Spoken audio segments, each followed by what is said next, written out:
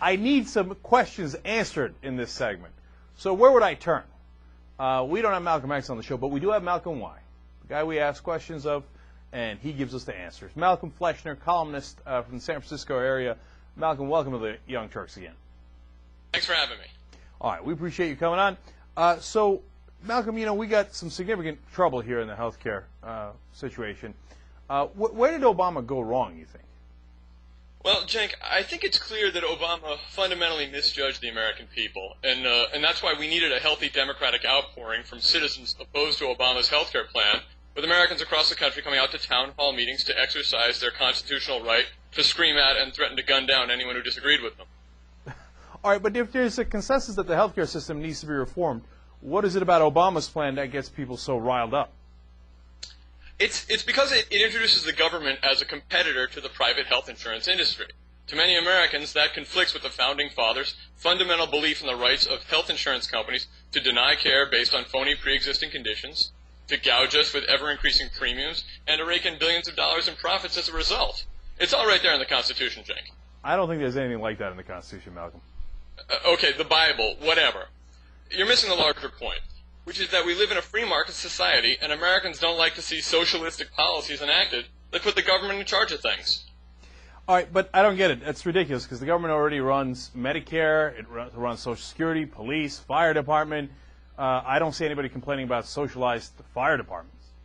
Well, maybe nobody on the extreme left like you media types, but in the real America, a lot of people want to know who died and left the government in charge of the fire department. Say, let the market decide which fires to put out.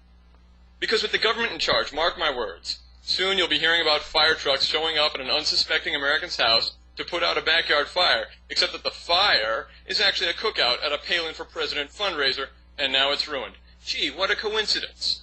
Malcolm, that seems a little paranoid, to say the least. You know, are you... This sounds like one of those things that you'd see if you believed in death panels. Well, Cenk, I think people should be afraid of government-run death panels. Oh, come on. Don't tell me that you buy into that argument, that as soon as the health care plan passes, Obama's going to run around pulling a plug on Grandma. No, he's not, and that's the problem. Americans are afraid that, like every other government-run program, Obama's death panels will be incredibly inefficient. As a result, you'll never know how long it will take before some bureaucrat finally agrees to kill off your elderly relatives. What are you talking about, Malcolm? Cenk, let's be honest. It's no secret that times are tough, and many Americans are looking for money wherever they can find it. And one place is in Grandma's bank account, or maybe under her mattress, or in her fillings. Not to mention that healthy organs can fetch a good price these days on the black market. So you're saying that Americans are actually in favor of death panels, just not death panels run by the government? Exactly. Because when you're short on cash, you don't have time to wait around while some government agency demands to see forms filled out in triplicate and sent to Washington for approval, which are then inevitably sent back to you to do all over again because you forgot some minor detail like dotting an I or crossing a T or explaining why your perfectly healthy 71-year-old grandmother needs to be put to death. But an insurance company isn't going to get caught up in all that red tape. Not when they can save a lot of money on grandma's long-term care by pulling the plug today. Well, I got to give it to you. That's a unique perspective. I had not heard that before, Malcolm. Well, Cenk, I think we can all agree that the health insurance companies are very good at one thing, denying expensive medical treatments to those in need. And here we have a great opportunity for the American public to take advantage of that expertise, and Obama wants to take it out of the hands of the insurance companies and give it to the government. Well, no wonder people are angry. That doesn't really seem to make any sense, Malcolm. Well, Cenk, what's important to remember is that with the recent death of Senator Ted Kennedy, there's no better way to honor his legacy than by letting the type of health care reform he fought for his whole life die along with him. That's what his close Republican friends in the Senate say he would have wanted. And they should know.